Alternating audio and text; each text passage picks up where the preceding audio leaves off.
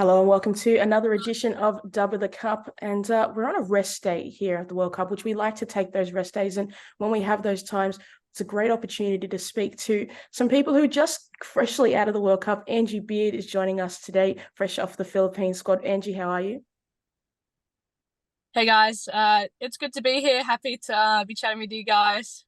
Still kind of stings hearing the fresh out the World Cup, but I'm getting used to it. Well, we loved seeing you and the Filipino team. They were fantastic to watch. And we're also lucky enough to be joined by expert pundit who's been absolutely killing it on Optus Sport throughout this tournament, Kath Cannuli. How are you, Kath? Hey P, yeah, great to be here. Hit a bit of a brick wall yesterday because things have been pretty full on with this World Cup, but I wouldn't have it any other way. To see what we're seeing in Australia and New Zealand has been absolutely wonderful and a breath of fresh air for the women's game. No, it's certainly been an exciting tournament and can't wait to see how the rest of it plays out. And as always, joined by Teo Pellizzeri, A-League's commentator and expert all round. Teo, how are you? No such thing as a rest day, Pokuah. You've caught me mid-homework for Florian Athena versus Western Sydney Wanderers, which is probably going to be in action as people listen to this podcast in the Australia Cup. So let's talk Women's World Cup, because we have a player, as you say, who has just participated in the tournament, Angie Beard. Did it meet your expectations, or has it gone well above them, what playing in a World Cup would be like?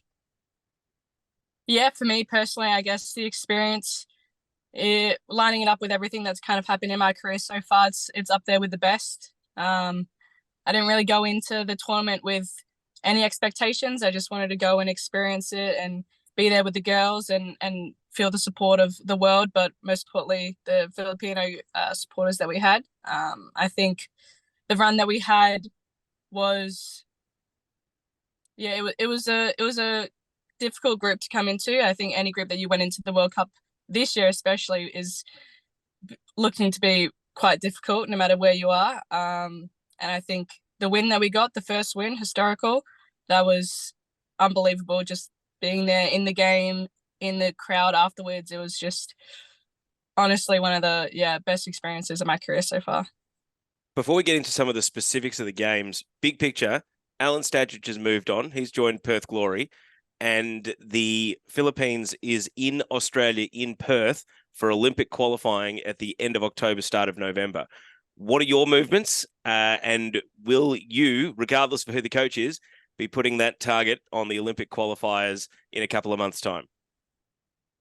Yeah, well, firstly, to Stadge, he's a great coach. What he's done with our team was incredible. And I think the run that we had is a lot of the credit has to go to him and his coaching staff. So congratulations to him first and foremost.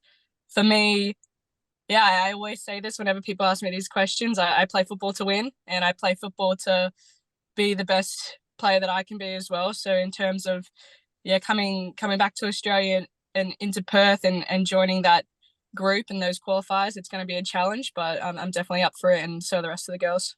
Any early word on who the new coach is going to be? Has the Federation given you all a debrief, or is the Philippines media talking about any targets, or is there perhaps an Australian coach that has seen what Stadge has been able to do that might be putting their hand up for the job? I mean, I'm a player, not a coach, and not a scout, so my opinions aren't really super valid. But as much as I want to be football Ange right now, I'm kind of holiday Ange right now. So I don't think you're going to get any insider knowledge from me at the minute. No, very fair, very fair. And just, I don't know why Tayo's trying to get you in the holiday mood after the World Cup. You deserve that the break. But Kath, I wanted to ask you, obviously you've been doing a lot of the analysis with Optus. How have you seen the tournament so far, and obviously the progression of the Matildas squad? How is that, for you as a former player, how have that made you feel? Been phenomenal to watch these underdog teams like the Philippines go up against some of the top nations and be competitive. I think just goes to show where women's football has gone over the years. And we've seen this growth a lot, especially in the last 5 years, I think, because the women's game now is starting to get a lot more, coverage. A lot of people are watching it. A lot of people getting behind it. You're seeing the likes of people like Hev Renard, who went to a men's World Cup, has now just stepped in to now take the French women in this Women's World Cup. they're sort of things that are unheard of in football. So to see these things, you see that the tide is changing, but the game's just gone to another level. For me to see, the number ones being able to, compete with, the lower ranked countries, and it's just been so unbelievable. I didn't have any expectations going into this World Cup, and I don't think I truly believe what the actual the movement that it would be, not just on players but former players. And my nephew, for instance, got not much into women's football, rings me, "Honey Kath, how good are the Matildas? Can't wait to go to the game.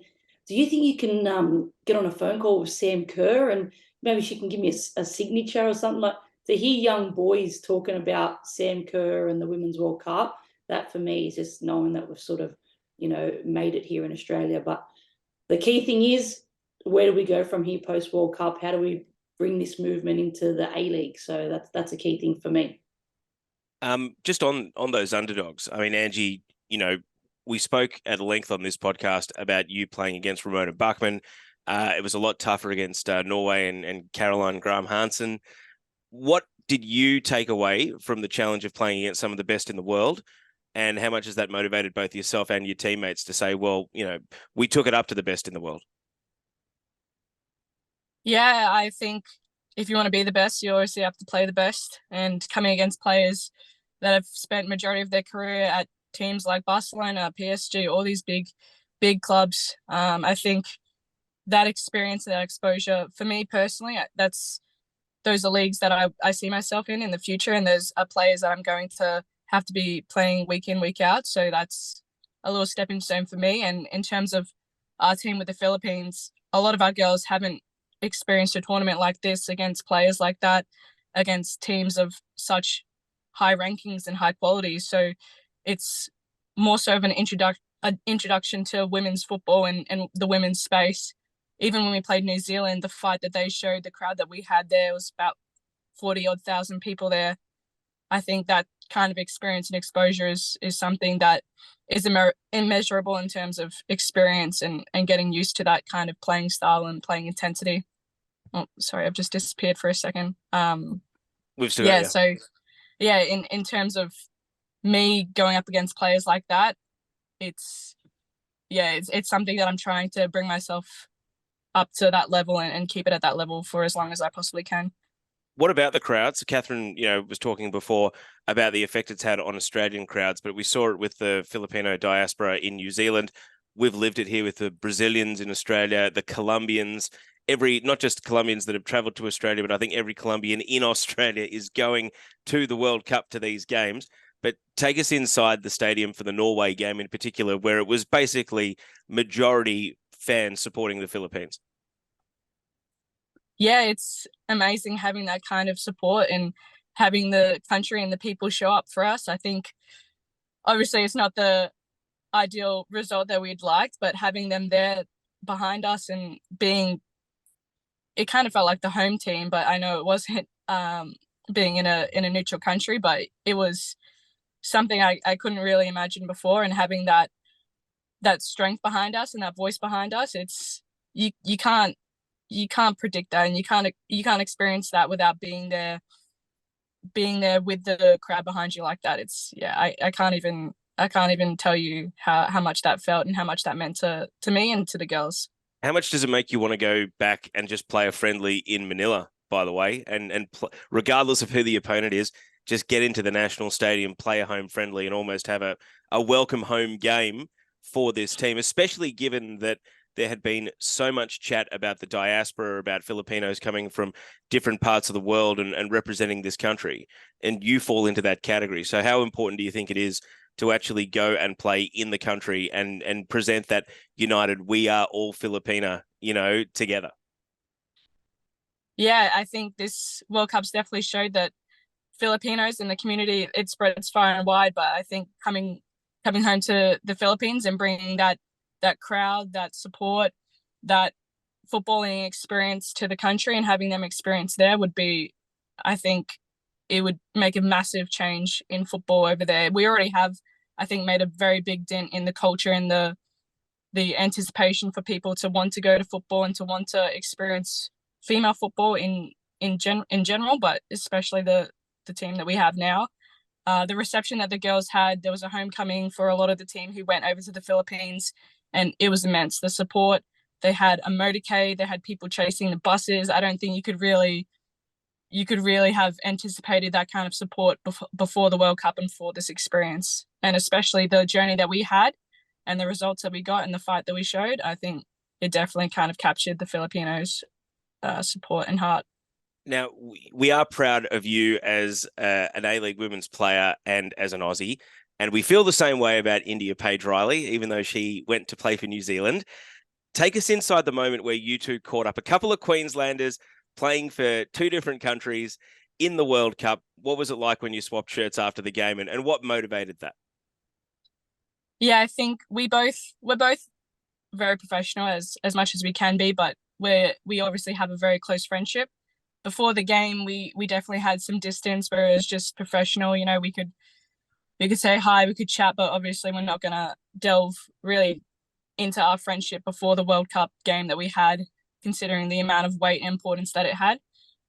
During the game, it's you sometimes you don't really see, you know, players like that. You don't see names on the back of the shirts. You don't see anything like that. You just see your opponent, and that's how you go about your game. And after the game, it was obviously an emotional time for both of us. So we took some time, obviously us with the celebration and them with the commiserations with their family and their crowd and their fans. But yeah, in the change rooms, and we could chat and catch up and just talk about how crazy it is that we're both in this position, and swapping the jersey, I think, kind of just cemented the fact that, you know, it's not something that happens every day, and it's definitely a unique situation for the both of us. It meant a lot, and we kind of just had a laugh about it, honestly, because yeah, if you ask either of us where we would be, you know, 2 years ago, 1 year ago, we wouldn't have said facing off against each other in a World Cup match. So yeah, it was unreal. We always hear the story about Robbie Slater swapping shirts with Diego Maradona after the Socceroos played against Argentina.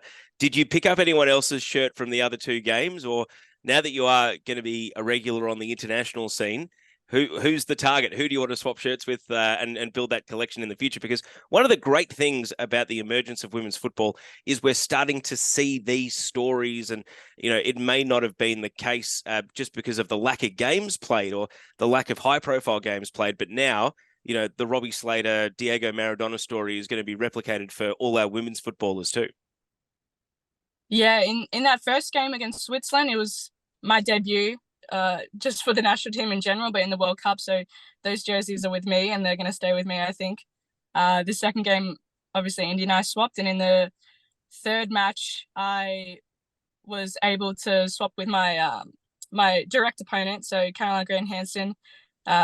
She has my jersey, I have her jersey. But I think, now that I'm thinking about it, we had a couple friendlies right before the World Cup. We played Sweden, then we played the US. And now that they've got a couple players who are calling it a career, I think it would have been nice to steal maybe Pino's jersey or even Alex Morgan's jersey, something like that. And now even having Marta in Brazil kind of bout of the World Cup, I think it would have been cool to snag one of her jerseys as well. Well, you've played at Amy Park and you've played some good games at Amy Park. Why do you think it became the boneyard for the careers of Marta, Rapinoe, and also Christine Sinclair? How sad, hey, that Melbourne, that lovely stadium, Melbourne Rectangular, meant that all three legends of the game went out on such a disappointing note. It's probably in the spirit of the World Cup being filled with underdogs. And Catherine, I'll get your thoughts on this as well. But, you know, what does it say that some of the biggest reputations and some of the biggest names, two had group stage exits, one went out in the round of 16, all three fell well short of what their teams would have expected? Yeah, I think Melbourne was definitely a hard point for a lot of those teams. Maybe I've seen the memes online. Maybe don't call Melbourne Melby, and you'd be okay. But on the other side, on a more serious note, I think it just speaks to, I know Noel's mentioned it before, but the gap between these top teams and the underdogs per se is really closing, and you can see it in the round of 16. 2 games going to penalties, which is apparently the first one was the first time it ever happened in World Cup, female World Cup. where they've gone to penalties in a round of 16, and it's happened twice now with these incredible teams. I saw the US and Sweden penalty shootout. That was, you can't write it, honestly. Watching that, you absolutely could not write it. And then I was in the crowd for the penalty shootout with, I'm blanking here. I just watched it with Nigeria and England with Nigeria and England. Sorry, I'm getting all these matches mixed up. It's speaking to the success and the growth of women's football, especially showing now on the world stage.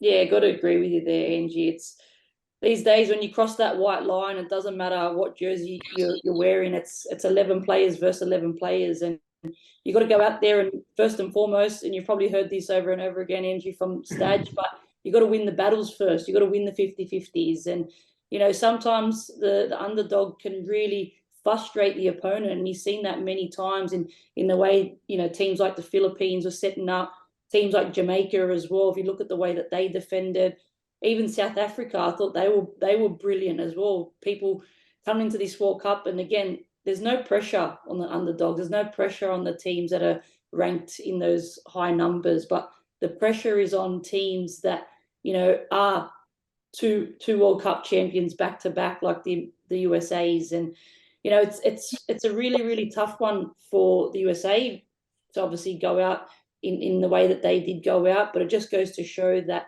they've been at the top for so long. They haven't reinvented themselves, where other countries are now starting to catch up, and now they're going to have to go back to the drawing board and see how we're going to continue to be in those top ranking numbers. Because if you look at some of the other teams that are coming through, the quality of even the tactical ability of these coaches to be able to outplay other teams, I think has been phenomenal. Catherine, that's an interesting point, because I've been listening to some of the criticism of the Germans getting knocked out in the group stage, and Raphael Honigstein said that Martina Voss-Tecklenburg's coaching had fallen well short, and that they had a one-dimensional game plan to just spam crosses at Alexandra Popp and didn't really have any problem-solving skills once plan A was foiled. And I was so impressed by Germany at the Euros, and yet they've gone out in the group stage. I mentioned, Canada, United States, Brazil, all falling short of expectations. But Germany, relatively speaking, is probably the biggest underperformer of the tournament. Where do you see them having gone wrong? Because I really did think that Pop was the trump card that could win a team a World Cup, and yet it just did not come through for them whatsoever. I thought as well. I thought Germany was one of the clear favourites for this World Cup, watching them leading into this tournament.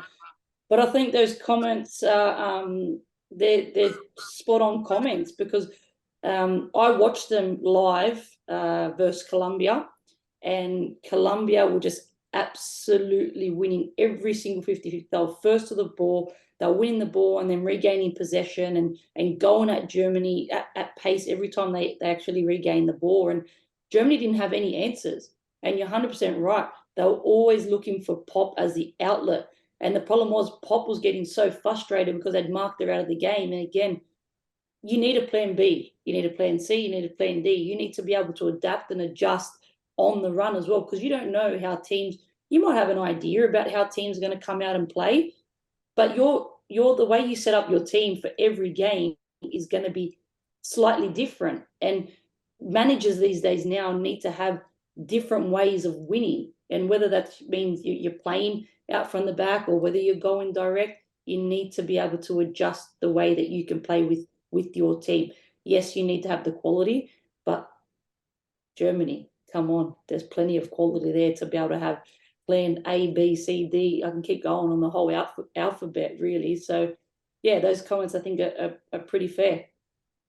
Catherine, Angie, do you think that it's the next step for women's football in terms of having different playing styles? Because I think sometimes when we watch some of the European teams, they kind of look a little bit same, little differences, little tweaks, but the next evolution is having different playing styles that really challenge, and we'll see even the gap shrink between those high ranked sides and those lower ranked sides. Yeah, I think obviously everyone's going to have your different playing styles. You're going to be able to tweak. You've seen in this World Cup that some teams go between formations, but what I also think is sometimes in those moments when teams are doing it tough, it then also comes to individual brilliances as well. So people actually stepping up for their team and doing something of some sort of brilliance to be able to take a player on or to be able to combine with somebody. It's the mental side of things as well, because sometimes when you are getting frustrated and you can't sort of come up with solutions, you always need one of those special players that actually can carry the team on their back and do something with their individual brilliance as well. Yeah, I'd have to agree with that. I think having the development of individual players who can really bring a team up and be an example for their teammates to show that you can really bring it to these teams. And I think one of the worst things that teams can probably do in big games is show their oppositions too much respect, give them too much time. And I think that's kind of fading away a little bit now, that teams like a Nigeria, like a Jamaica, like a South Africa, they are being more confident and more expressive in how they play. And I think that it's showing now in the results. And in terms of trying to find a solution to beating these bigger teams, they're really honing in on their strengths and showing them in a big way. Now, Angie, a team that's, you've played with a lot of these players in the Matildas squad, a team that's, they're rising as this tournament, they're getting better, and Sam Kerr, who you've obviously played with and have known for a very long time. Are the Matildas, in the favourites category to win this tournament, or are they just a notch behind someone else? Oh, I think they're definitely going to be up there for one of the favourites. I think the country is definitely getting behind them. A lot of the big name players they have are stepping into form. Mary Fowler's playing incredible football. Caitlin Ford, Hayley Rasso. I think all these big name players that you think are going to be the ones to push the team over the line in an attacking sense are definitely stepping up this tournament. I think Claire Hunt is having an incredible tournament as well, having, not that much experience compared to some of these other girls that she's in the starting 11 with. I think she's really stepping her game up and showing in a big way that she can hold her own in these big tournaments. In terms of teams in form, I think they're definitely one of them. I think Netherlands is definitely one of them. And even a Japan, I think, are kind of underrated. I know that they're being very successful in this tournament so far, but I don't know if that many people are really betting on them in a way that they should, because I think watching them perform and watching their style of play and watching the creativity that they're showing going forward, they're definitely up there for me. No, Catherine, I'm going to ask this a bit more bluntly. Are the Matildas favourites from here? I think they are. I think now, looking at the way they've been playing, I think they were better against Canada than they were against Denmark. I think they had more success going forward. I think they were a little bit more energetic against Canada as well. But they've got momentum now. They've got the confidence within the group. If Sam Kerr comes back into the team, that gives them another massive boost of confidence as well, because what they've done without her to now bring her in. And I just think they've beaten France, so they in their heads mentally, they're prepared that they can beat them. And I just think the way the groups have sort of fallen into place, I actually truly believe that they could go all the way. And that's the scariest thing, where pre-tournament, you're probably looking at thinking, you can face Germany, you can face England, you can face France, and you're like, it's going to be really, really tough for them. But looking at where the competition is right now, I truly believe that they can go all the way, especially with that Australian never say die attitude, which I think we've seen in the last couple of games, and that's something that I think can really, really, and it's shown this tournament, can really get you over the line. They certainly got better as this tournament has gone on, and the Matildas, I think they'd be feeling relatively really positive heading into the closing stages of this tournament. But Kath, I wanted to ask you, obviously as a coach, has there been a team or a manager who've been really impressed with the way they've structured their team and the brand of football that they've played throughout this tournament? Two that stand out for me. The first one would be Japan. I think they've been absolutely brilliant to watch. When I watch Japan, my eyes are glued to the screen. I am not touching my phone. Don't even want to talk to anyone, because their combination play, the way they counterattack, and the way they control the tempo of the game.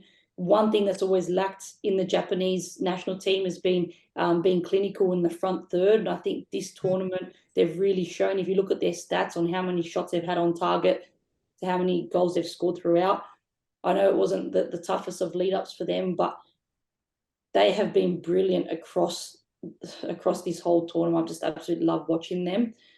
Also, the other one is Serena Wiegman. I've really enjoyed watching her tinker with her team, given that she's had to, deal with major injuries within the squad, and she had to deal with obviously Kira Walsh being out and how she changed to the 3 at the back. I thought in the last game she waited a little bit too long to make some changes, but being there as a coach, it does get quite stressful. And when you do look back at it, sometimes you're kicking yourself, oh, why didn't I do this? Why didn't I do that? And if we all had the answers on the spot, we would all be world-class managers and we wouldn't have to do anything else in our lives. So, look, you can't criticize the managers too much, because until you actually are in that position, you don't actually know how it feels, and it can be very, very overwhelming at that point in time, especially with everything that goes on. But, yeah, the two that stand out for me are Japan and Serena Wiegman. I want to ask Angie, obviously you're a fullback, and the Matildas are going to have a lot of pressure coming down particularly Ellie Carpenter against Basha and Kashawi. Now, if you're looking at that matchup, how do you go about trying to eliminate the threats of those two, the one fullback and one of the wingers? Yeah, I'm going to sound a bit biased, but I think I have every faith in Ellie and I have every faith in Hayley Raso. I think they've both played against these players for a long time. Ellie especially, I think she has more than enough experience against this French team. I think she might even get some insider knowledge if they're doing tactical work on the field and she can translate it on the run. I think it's always hard when you have two teams with attacking fullbacks that are going against each other, because obviously they're both wanting to go forward. And it's hard to be able to do both at the same time, is be as offensive as you want to be, but then also have to counteract what your opposing fullback is doing. So I think Ellie and Hayley can get the job done. And even if they have those issues, I think Katrina Go is having a great tournament to be able to sweep and cover them defensively, and Claire Hunt as well. I think that'll be fine. Catherine, what do you see as the keys for Australia to beat France, or at the very least draw with France and maybe win on penalties? I think they've got to bring more of what they did against Canada. They've got to bring that high tempo game. They've got to look to turn France around quickly. You could see, now with Mary Fowler specifically, that ball that she played in for Caitlin. The key change for me has been bringing Caitlin forward into those wide areas where she can run at players. Her and Catley have been immense. We've got to get that sort of cohesion now on the other side with Ellie and Raso as well. And if we can go into those wide areas and just constantly pepper them with balls in behind and keep turning them around and getting those numbers in the box, I think we would be good enough to get her in the 90 minutes. And I hope we can I want to see more of Kyra Cooney-Cross making forward runs and getting in the box, because I know what she can do in there. I've coached her. I've seen her play for such a long time. And I just want to see her get forward a little bit more and get on the ball where she can actually pull off a few shots, because I just feel like something's coming for her. Just from a Wanderers point of view, Claire Hunt, you have very much been one of her strongest advocates when she was still yet to break into this national team, and none of this will come as a surprise to you. But you mentioned that you coached Kyra as well. How satisfying is it to see graduates of the A-League, players that you had a hands-on role both as an assistant and a senior coach in the development of their careers, starring and getting their flowers on this massive stage? Oh, such a beautiful feeling. Honestly, I could cry on this podcast right now, especially for someone like Claire Hunt, with everything that she's been through. People don't see what that girl has done off the pitch to be able to be there and to hear her story and to actually know her story and be part of her story. I remember during COVID being on a Zoom call just like this, talking to her saying, Claire, you've had so many setbacks, all the injuries. I'm going to offer you a scholarship at the Wanderers if you want to come. I can't give you a full contract, but come and prove to me. I think within 2 weeks of her being in pre-season with us, I pulled her in for a meeting and I said, Claire, you've got a full scholarship. And I'll tell you what, if I had my choice then, I could have even made her the captain as well, because she's just a true leader. She does the extra 1%ers, and it's not by chance that she has got her shot at that Matilda's centre-back position. Angie, it's these fine margins that can make or break pro careers. It's the right break at the right time. It's the right coach having the right conversation. It's amazing some of the sliding doors that we could have lost Claire Hunt completely, given the injury she suffered, but also just the circumstances that I think every player, yourself included, would have thought back to, one or two particular moments in your career that if things didn't go a certain way, you might be playing in the NPL, casually rather than playing international football. It's pretty mind-bending, isn't it? Yeah, it really is. There's always big decisions in a career, and I think it's either a yes or no. It's either, yes, I want to take this step. No, I think I'm good here. It could be injuries. It could be relationships with your coaches, whether if, they understand what you want to do and they have your best interests at heart, or if they want you back in their team to make sure that the team does well. It's all these other small intricate details that can really, change your life. I know I had options when I was younger to do X, Y, Z, and I went a different direction, even as I've grown through my career, having certain offers and opportunities, and you have to go with your gut and pick the right one that you think fits you and what you want to do with your career. It's just the way football works. I guess you make decisions and you don't look back. You just try and make it the best situation as possible. I think obviously with my change, even from where we were with the Australian team to now with the Philippines, that was a massive decision in my career. And I think every player has to go through something like that, or if they're unlucky, they maybe have to go through it a couple of times. But I think, yeah, career decisions and injuries are all part of football and all part of life. Now, I grilled you about what was happening on the pitch, and you said you are in holiday mode. So what does the holiday entail? How long is the break? Do you have tickets to other World Cup games in Australia, or are you just going to be watching at fan sites or on TV for the remainder of the tournament? What does the remainder of the World Cup entail for you? This is another bad thing about football sometimes, is that you're very much up in the air. So I originally wasn't anticipating to be in holiday mode at the minute. I had other things in motion. So for the time being, it's just, as much as I say holiday mode, I mean, I'm still training basically every day, still getting the work in, and hopefully in the future, in the nearby future, we see what's in store for me. Good luck with what is in store. Catherine, any other thoughts on teams other than Australia?